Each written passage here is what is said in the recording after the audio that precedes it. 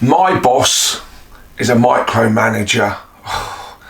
What an awful thing to have to deal with. You must feel like you're on safari, and doesn't matter what you do, there's always somebody looking at you from all angles. Every move that you make is being watched, and your manager is always there, and as soon as something goes wrong or as soon as you do something, they pounce on you.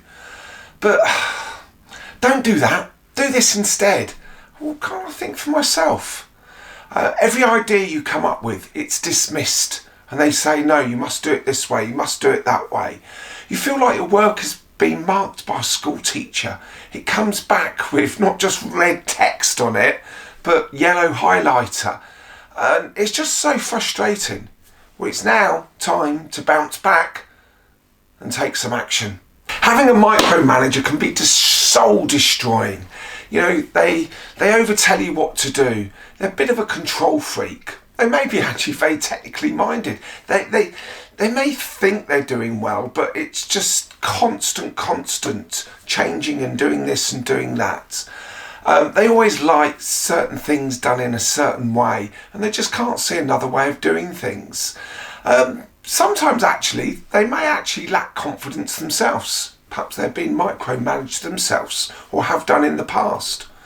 Or actually, they may think they're doing you a big favour because they're giving you really good guidance and clear instructions on everything.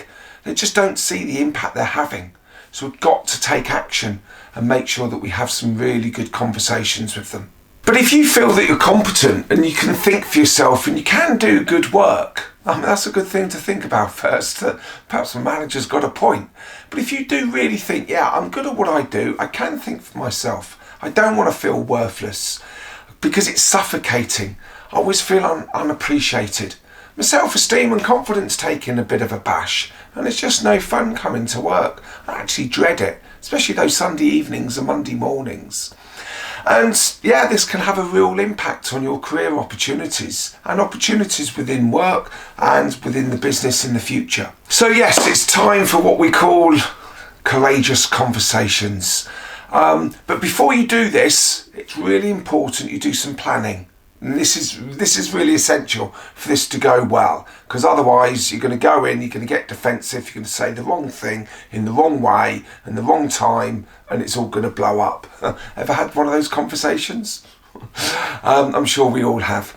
So before you go in and think about this, you've got to do a couple of things. The first one is collect examples.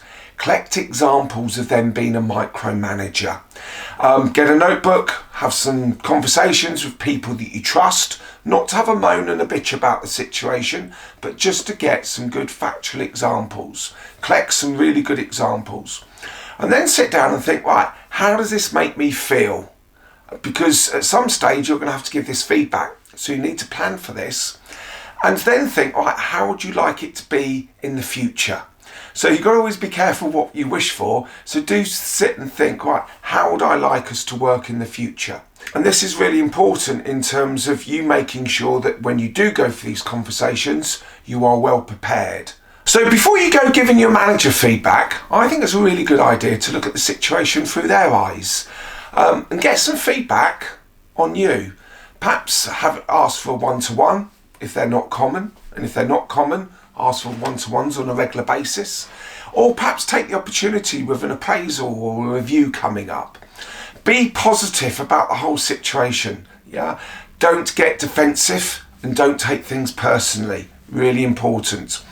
Try and understand how they see the situation and how they see what you're actually doing. So ask some questions.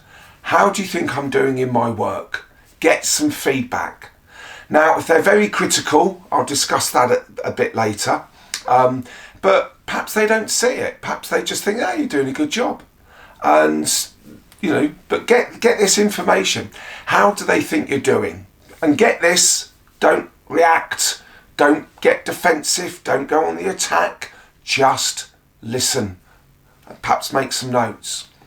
Ask them, what do they think you could do better? There again, don't get defensive, just listen. Don't overreact. And also, how would they like you to work, or you to work in the team and with them in the future? There again, don't overreact, don't get defensive, just listen and make some notes. If they've got some very valid points, perhaps you need to listen and take them on board. But if you feel, well, no, I do need to give them some feedback actually. I've accepted what they've said, but really I do need to give them some feedback. So you've started the first part of the courageous conversation, is getting feedback on yourself. It's time to give feedback to them. In the planning, we talked about collecting examples, and this is your chance to provide them with some feedback. So you need to be able to say to your manager, look, I just want to talk about a couple of situations that have happened. You've often corrected me in meetings in front of others. You're constantly changing my slides and proposals and, turning it all around. You're rewriting my emails and using that yellow highlighter or red ink to highlight what needs to be changed, or even worse, doing things in capital letters. You're finding fault with most things that I do. Have those good examples, and deliver them. Then it's very important for you to tell them how it makes you feel, how their actions make you feel. You're not blaming them, you're just providing factual examples. You're making me feel worthless, and what's the point of me doing the work if you just keep changing it? Everything I do just gets changed and ignored. And you ask me my opinion, but you never actually take it. And sometimes you don't even ask my opinion. Just tell me what I need to do. Or what you need to do is when you've done that, do that and do this and do the other. It doesn't actually make me feel a valued member of the team. Tell them how you feel. And that's really quite important. Try not to get emotional. Don't get defensive. Just provide factual information. Now you've got to come on to the third bit. What would you prefer in the future?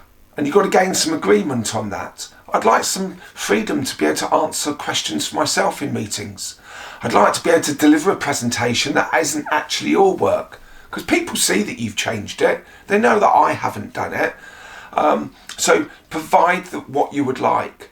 And I'd like to be able to produce and deliver my own work and be measured and other people to see me for what I can actually do, knowing that it's my work, not your work.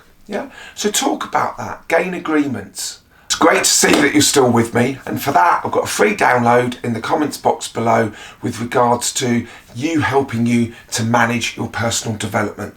Lots of tips and advice that you can take on board, and naturally as ever, any questions, please do get in contact.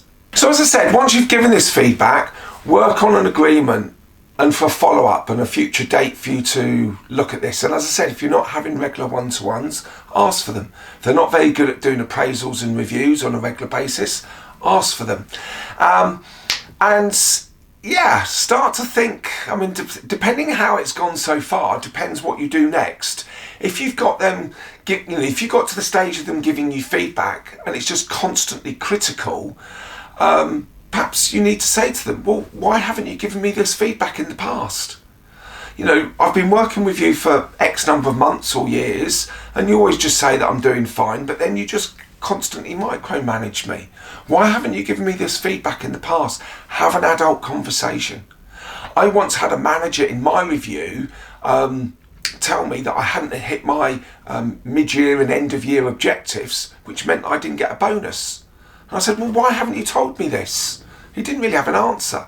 And it actually cost me quite a lot of money. I was furious because I thought I was doing a great job. He'd never told me otherwise.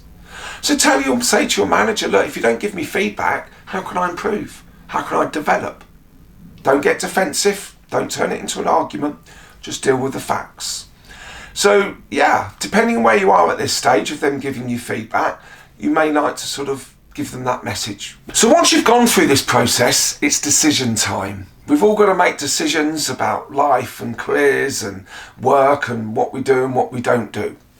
Don't worry about blaming others. You just got to make you've had the great conversations, and well done for having those courageous conversations. But you've got to then decide, can I work with them? Are they generally keen to change and provide a better support and a better environment for me to work? Do I feel that I can, work with them? There's good opportunities here. I can learn more. And actually, it's a good job. It's a good company. I'm working with a good team. I want to give it a go. So you've got to decide, is that an opportunity or no? nothing's really going to change. I've had the conversation, I've given them the feedback, they've given me feedback, didn't really like what they had to say, they didn't really like the feedback that I gave them.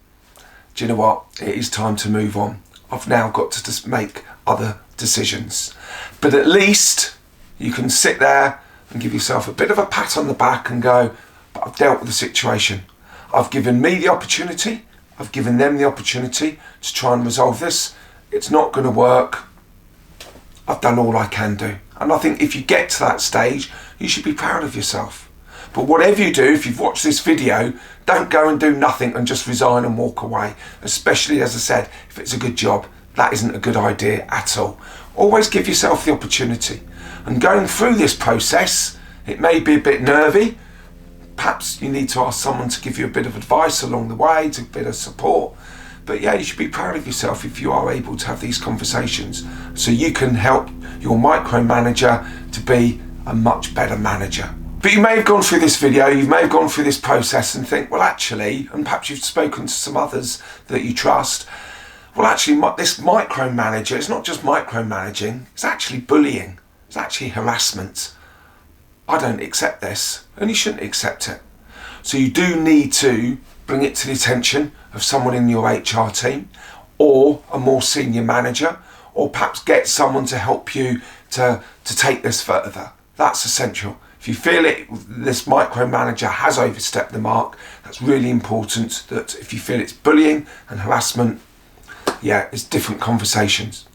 So I hope that isn't the case. I hope it is the case that they weren't perhaps that aware, and you can move forward.